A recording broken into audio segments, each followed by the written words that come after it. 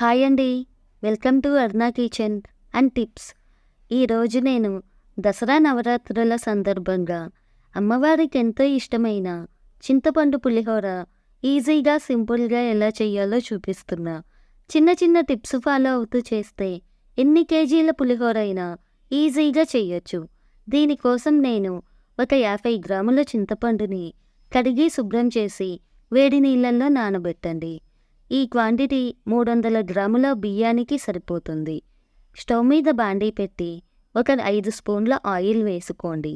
Oil heat అయ్యాక అందులో ఒక 10 పచ్చిమిర్చిని ఇలా నిలువుగా చీలికలుగా కట్ చేసి వేయించుకోండి. ఇందులోనే ఒక చిన్న అల్లం ముక్కని ఇలా నిలువుగా చాప్ చేసి వేసుకోండి. ఈ రెండు వేగాక ఇందులోనే ఒక 70 గ్రాముల పల్లీలను కూడా వేసి వేయించుకోండి. ఈ పల్లీలు, పచ్చిమిర్చి ఒక 2-3 నిమిషాల పాటు టైం పడుతుంది వేగడానికి. ఇవన్నీ వేగాక ఇందులోనే ఒక గుప్పెడు పోపు దినుసులని కూడా యాడ్ చేసుకోండి. పులిహోరకి ఎప్పుడు కూడా పోపు దినుసులు ఎక్కువ వేస్తే చాలా రుచిగా ఉంటుంది. ఇవన్నీ వేశాక ఇందులోనే ఒక టేబుల్ స్పూన్ దాకా జీలకర్రని యాడ్ చేసుకోండి.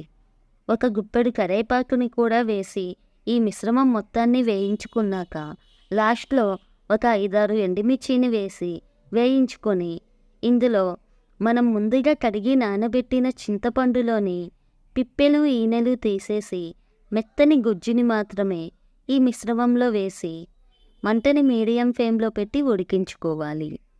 ఇలా చింతపండు మిశ్రమాన్ని ఇందులో వేసి మొత్తాన్ని కలుపుకున్నాక దీనిలోనే మీ రుచికి సరిపడా ఉప్పుని కూడా యాడ్ చేసుకోండి.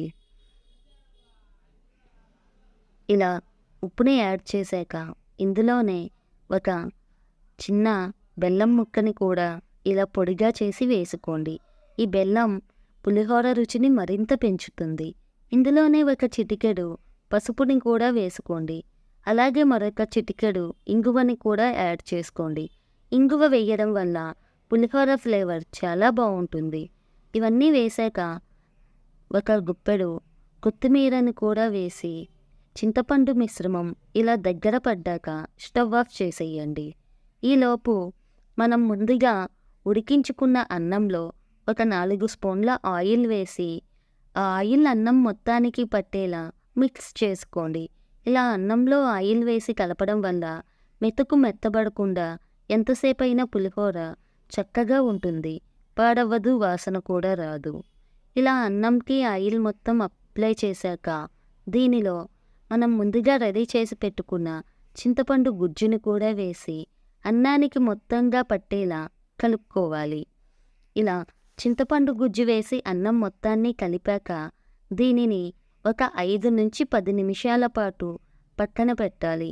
వెమ్మటే పులిహోరని తీయకూడదు. ఇలా పక్కన పెట్టడం వల్ల చింతపండులోని పులుపు అన్నం మొత్తానికి పడుతుంది.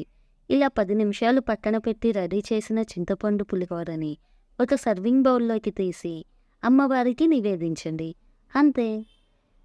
వీడియో నచ్చితే లైక్ చేయండి, షేర్ చేయండి, సబ్స్క్రైబ్ చేసుకోండి. మీరు చేసే సబ్స్క్రైబ్ వల్ల నేను చేసే ప్రతి వీడియో మీకు నోటిఫికేషన్ వస్తుంది.